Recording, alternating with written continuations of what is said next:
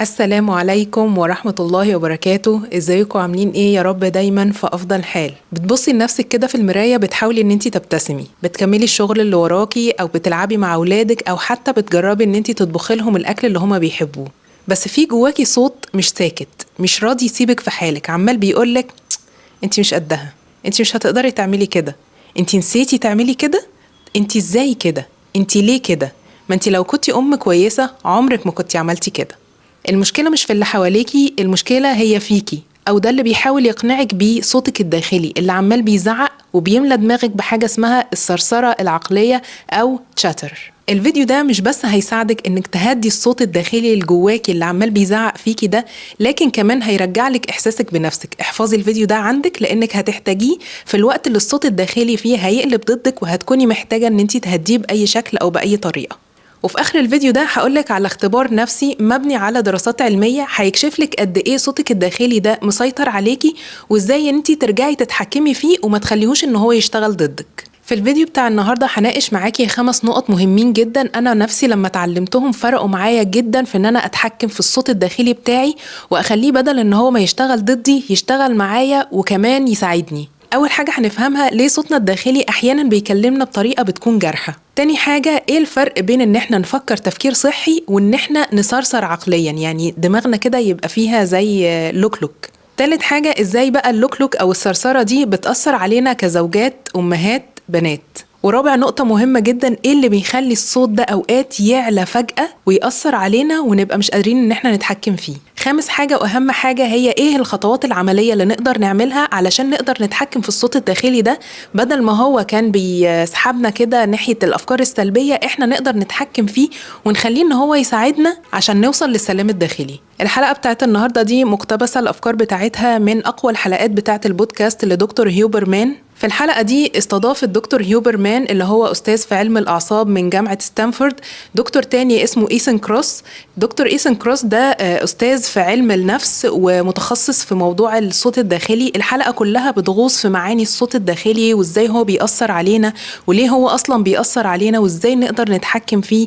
فلو عايزين تشوفوا الحلقة كاملة ممكن تعملوا سيرش على اليوتيوب بعنوان دكتور هيوبرمان لاب وهتلاقوا الحلقة اللي بتتكلم عن الصوت الداخلي. خلينا متفقين في البداية إن موضوع الصوت الداخلي للعقل ده مش عدو للإنسان، بالعكس العقل البشري بيتخذ موضوع الصوت الداخلي ده كأداة علشان ينظم أفكاره أو إن هو يحفز نفسه أو ياخد قرار في مواضيع مختلفة أو إن هو يقدر يفكر بشكل أعمق وبشكل أفضل. لكن تحت ضغط للأسف الكارثة هنا بتحصل، بدل ما هو بيبقى بيساعدنا للأسف بيتحول لعدو لينا، بيقول لنا نفس الجمل اللي بتشيلنا الذنب، بيقول لنا نفس الجمل اللي بتخلينا نغرق أكتر في أفكارنا السلبية، نفس الإحساس بالفشل. وللأسف الصوت ده بيبقى صوته عالي وبيبقى صوته مؤثر لأنه هو صوت داخلي نابع من جوانا إحنا. العلم هنا بيقول لما بندخل في دوامة التفكير المفرط، يعني مش التفكير العميق وخلاص، هو تفكير مفرط في حاجة معينة، بتظهر موضوع الثرثرة العقلية أو اللي هو اللوك ده. بتبقى فعلا زي الدوامة اللي بتشفط طاقتك وبتخليكي مش مركزة وبتخليكي مش عارفة تاخدي القرارات الصح، بالعكس بتاخدي قرارات خاطئة أكتر، وبتخليكي كمان مش قادرة تشوفي الواقع بشكل حقيقي. ده للأسف بيأثر علينا تأثير جامد جدا لأن هو بيزود من أعراض القلق والاكتئاب عندنا، بيأثر على أدائنا في بيتنا مع أولادنا، في علاقاتنا، في شغلنا لو كنا بنشتغل، وبنفقد القدرة تماما إن احنا ناخد قرارات واضحة أو قرارات صحيحة بناء على التفكير بتاعنا ده. خلينا نقول إن الأمر ده طبيعي وبيحصل لنا كلنا، لكن ما ينفعش إن احنا نخلي الأمر الطبيعي ده يتحكم فينا ويفسد علينا حياتنا. طالما احنا شايفين منه أي نتائج سلبية على حياتنا وشايفين إن احنا محتاجين للتغيير، يبقى دلوقتي حان وقت التغيير. ودلوقتي هقولك على 5 خطوات هيساعدوكي للتغيير كان استخدمهم الدكتور في الحلقة وبجد هتساعدنا جدا. أول حاجة استخدمي اسمك، يعني بدل ما تقولي أنا فاشلة هتقولي يا فلانة اللي هو اسمك، يا فلانة انت ليه بتحسي بكده. فتعالوا نفهم الكونسبت ده مع بعض. ده علميا اسمه التحدث مع النفس بصيغة الغائب، يعني بدل ما أنا أسقط الموضوع على نفسي وأقول أنا كده، يعني أخليه إن هو زي ما يكون حقيقة، أقول أنا كده، أنا فاشلة، أنا ما بعرفش أتصرف، أنا ليا ذنب في الموضوع ده، لا أنا بحط صيغة الغائب، يعني بتكلم مع نفسي بصيغة الغائب علشان ده بيبعدني شوية عن المشكلة وبيخليني أفكر فيها من بره. لما الواحد بيبقى واقع تحت ضغط المشكلة وحاسس إن هو قريب منها، فده بيخليه إن هو يغوص بقى في الدوامة اللي احنا قلنا عليها دي. لكن لو هو قرر إن هو يبعد عنها شوية، اتكلمتي بصيغة الغائب، ده هيفرق معاكي لأنه هيحسن شوية من تفكيرك ناحية المشكلة. تاني حاجة اسمها اقفزي بالزمن. يعني مثلا انت موجودة في مشكلة وهتشوفي نفسك هتحسي بالمشكلة دي ازاي بكرة، طب كمان اسبوع، طب كمان شهر، طب كمان سنة. الموضوع ده اسمه الابتعاد الزمني، ودي حاجة مهمة جدا المفروض كلنا نتعلمها، ان احنا وقت ما بنكون في المشكلة بنبقى حاسين ان هي نهاية العالم، لكن لما بنفكر بموضوع الابتعاد الزمني ده بنعرف ان المشكلة بتبقى مؤقتة، يعني مجرد وقت معين كده وبينتهي خلاص، وبعد كده خلاص المشكلة بيبدأ تأثيرها يقل علينا، وده بيخلينا نهدى جدا على الصوت الداخلي اللي تعبنا جدا ده. رقم 3 هي اكتبي. موضوع الكتابة بيتكرر معانا في كل فيديو تقريبا، بنحاول نحل فيه مشكلة أو بنزود وعينا في حاجة، أو إن احنا نعبر عن نفسنا، أو إن احنا نطور من نفسنا.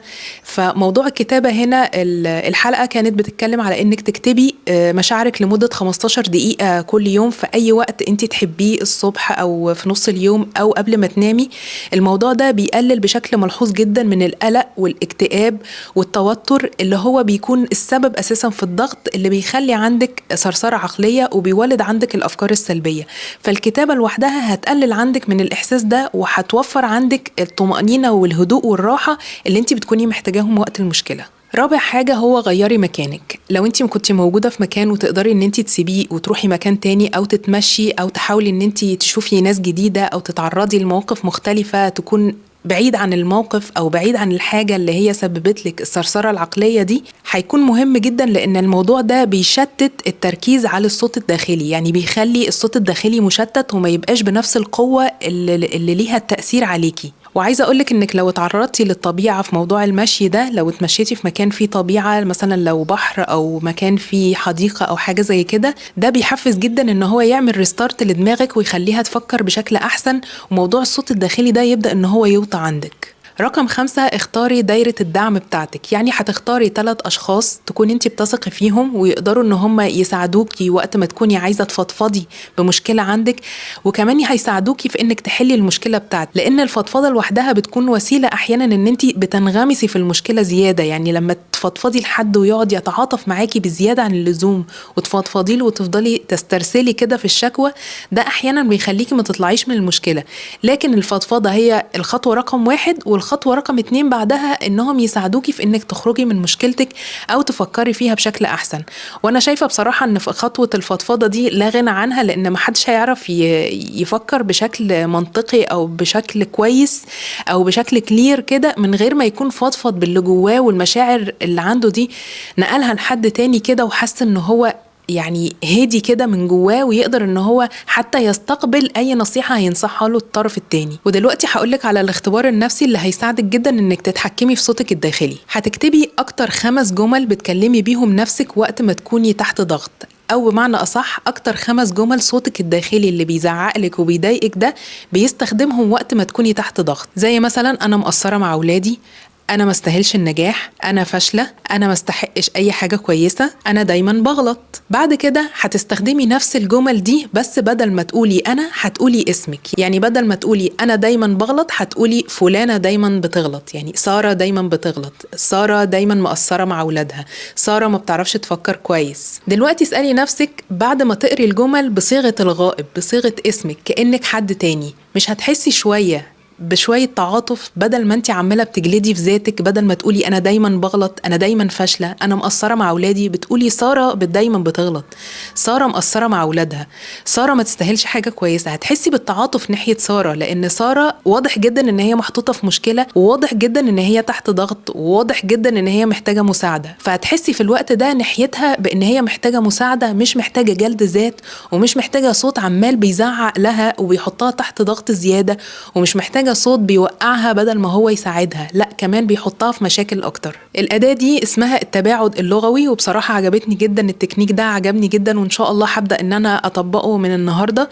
لان هو بيحسس الانسان كده ان هو مش تحت ضغط، لا ان هو محتاج شوية لطف في التعامل مع نفسه علشان يقدر يشوف الموضوع بشكل اهدى. وكمان هيقلل من تأثير المشاعر السلبية بتاعت الانسان على نفسه، ويقلل كمان من الضغط والاكتئاب اللي بيحط نفسه فيه. ولو فعلا قررت انك تبدأي مع عقلك رحلة جديدة، تعلميه تكنيكات جديدة علشان يبدأ ان هو يستخدم أداة الصوت الداخلي في البناء وفي المساعدة بدل الهدم والمشاعر السلبية، اكتبي لي تحت في الكومنتات انا هحسن من صوتي الداخلي، لان الصوت الداخلي اللي جواكي ده ما اتخلقش علشان انت تسكتيه او ان انت تخرسيه تماما، لكن دورك انك تعلميه ان هو يحترمك ويساعدك. وفي النهاية اتمنى الفيديو بتاع النهاردة ده يكون عجبكم وفادكم، واشوفكم ان شاء الله في فيديو جديد. شكرا ليكم، سلام عليكم.